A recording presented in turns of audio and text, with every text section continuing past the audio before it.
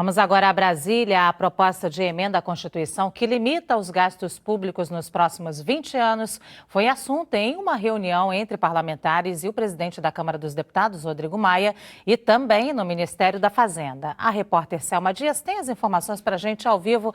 Selma, boa tarde. Saiu alguma decisão por aí? Oi, Luciana, boa tarde a você, boa tarde a todos. Olha, saiu uma decisão sim, eles fecharam o cronograma e ficou decidido que a PEC, que limita os gastos públicos, será votada em primeiro turno pelos deputados até o dia 15 de outubro. Essa proposta, que é uma prioridade aí do governo Temer, foi a primeira medida anunciada por ele lá em junho, quando ainda era interino. E esse foi também o principal assunto debatido na reunião ministerial de ontem à noite.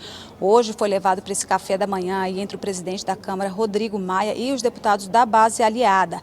Lá no Palácio do Planalto, o presidente Michel Temer se encontrou agora há pouco também com o presidente da Câmara, Rodrigo Maia. Certamente o assunto foi tratado nessa reunião. Lá no Palácio, lá no Ministério da Fazenda, o ministro Henrique Meirelles está conversando com o outro ministro do Planejamento, Diogo Oliveira, e também com o relator da PEC, o deputado PMDBista Darcísio Peronde. A entrevista, o encontro ainda não terminou, está acontecendo, então não teve entrevista, mas a gente já sabe que eles estão tratando de alguns detalhes, alguns pontos que ainda não tiveram consenso. Essa PEC põe um freio, nos gastos públicos e limita o crescimento das despesas à inflação do ano anterior. Portanto, é uma medida para tentar cobrir aquele déficit que já foi previsto pelo governo para o ano que vem de 139 bilhões de reais. Portanto, o relator vai entregar o parecer já na próxima terça-feira, quando se inicia a votação na comissão especial, e aí na outra semana, no fim da primeira quinzena